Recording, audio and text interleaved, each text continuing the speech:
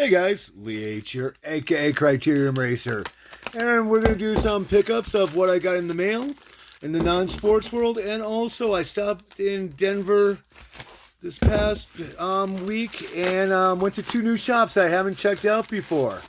But let's start off with I picked up stuff I picked up from Ian's Cards on Etsy. Great shop on there for all your non-sport collection needs.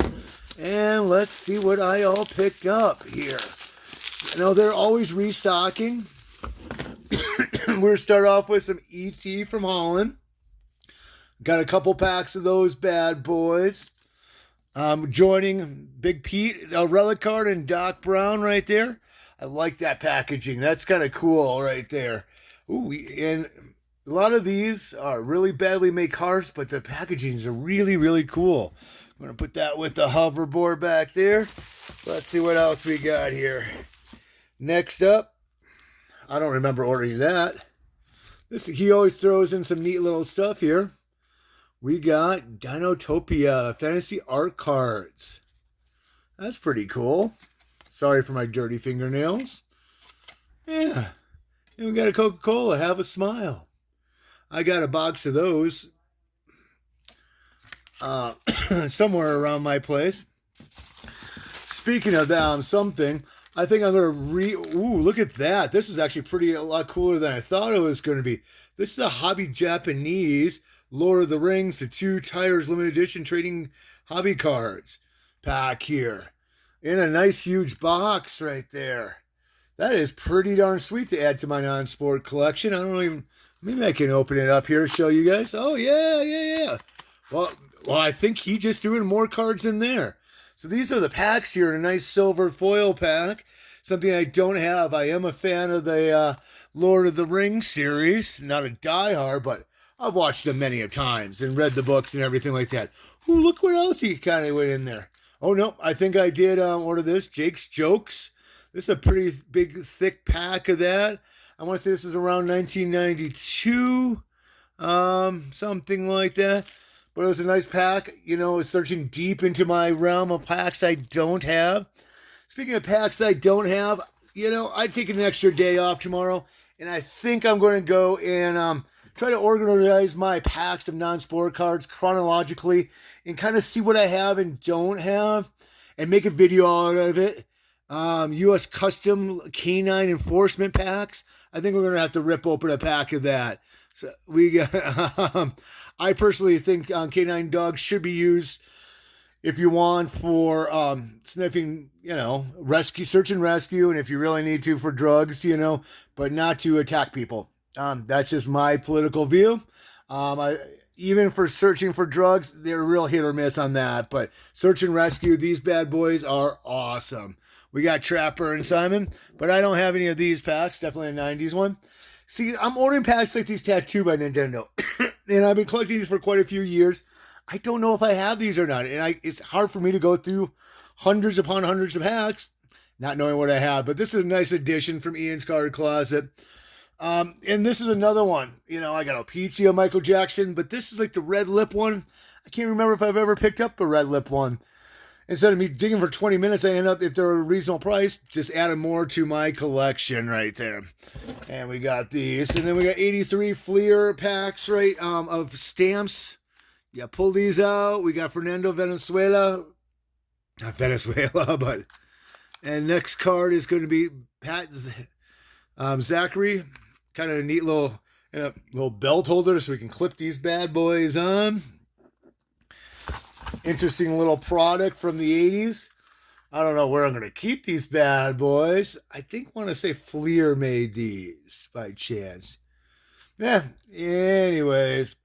Kind of fun little packs right there.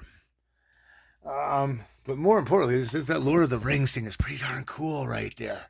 Look at that. I don't speak Japanese. I don't know. My sister speaks a bit, but, you know, doesn't help me much.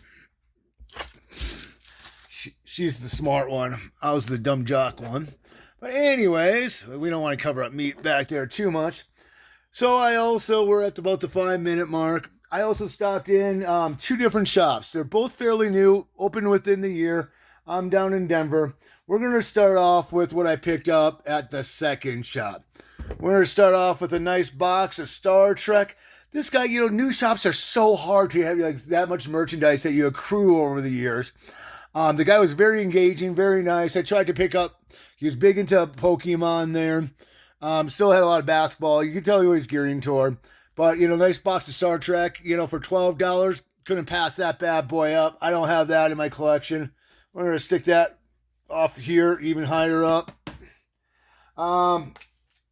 He had a, new box of 95 score right there. I offered him $28, I want to say. eBay, they're going for a ship 30, 35 without too much question right there. Let's toss another one up there. We have a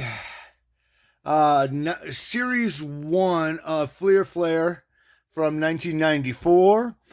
Kind of didn't remember if John Jabs was opening that. I thought I'd send it to the Patreon, but he opened this, one of his first videos, like 4+ years ago. I scored this for $40. They're going for like $80, $70, $80 shipped easily on eBay for $40. I couldn't pass that up. I kind of knew that box. That's a nice little addition. These packs are gorgeous, and they were like $10 back in '94. Couldn't afford that at all for '94. But so I thought I'd break that up for my junk whack collection, and they're just beautiful, beautiful cards for '94, and no one actually did it. But he had very little baseball of vintage and stuff like that, which I'm into. But he did have a box of vintage cards, kind of tucked away aside. Most of the commons were $5. I found this Boston Braves here for $5. Pretty sharp. Sam Jethero. And you're wondering, who in the hell is Sam Jethero? Well, I knew, as a Milwaukee Braves fan and Boston Braves fan, he was the first African-American player to play for the Boston Braves. He was the oldest rookie of the year at 32 years old, coming over from the Negro League. People thought at 32 years old he was a rookie. He lied on his age, said he was 26 or 28, which is pretty common for back then. He only had a couple seasons. He led the leagues in stolen bases for a couple years. He had eyesight problems that he wouldn't admit to. So it kind of ruined his career. He also had like the most errors for a couple years out in the outfield because he couldn't see the guy's darn ball. But he was a speedster, and for $5, I'll take a piece of, history of the team I love, and it resonated to me for only $5. And it's fun to pick up cards like this, just knowing history of your team, who you like, and collect who you like, okay? So I picked up this card right here. Was he 10th or 12th? He was the 10th or 12th overall African-American in the league. And this all came from the hobby source. It was a fun little shop to check out. I won't be kind of a regular, but I'll check into him every once in a while, to see what, he's picking up. But that's his card. I really didn't ask if he could post it, but I don't think he's going to really care about that. Fun little shop. I got some junk wax. I got, some vintage right there. That was a fun thing. The other shop, people weren't engaging really with me. They didn't have really any baseball. I was really stoked to actually try this. This is the first one I went to. I always feel bad because I got to pick up something to support a local shop. So I just picked up a couple Series 2 hobby packs. I'm going to rip off one, probably just stick another one away here in the meantime. So yeah, that's my goal, is to actually get my non-sport packs chronologically ordered. I also had a couple I was about to order, and I almost pulled the trigger on it. I'm like, wait, I think I got this pack. So especially when packs cost $15, $20 shipped, you want to get it right. We got Moose, Mike Moustakas, who had great, years with the Brewers. Lance Lynn, Jock Peterson, Jose Miranda, Justin Turner, future star of Royce Lewis, Jesus Aguilar. Ooh, that's a pretty little card, with the 35th anniversary of Ken Griffey Jr. there.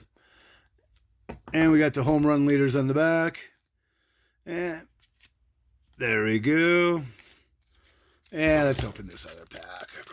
I got a few more around here, just for chagrins. So,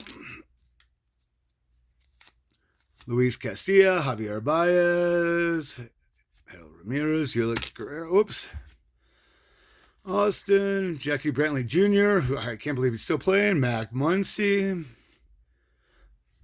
And we just got some kind of normal packs. All right, guys. Well, hoping to turn in next week. It's probably going to be the following Monday here to get my video out to you guys, because I don't know how to edit. I'm just going to have to do this all in one shot of me rambling about all my packs.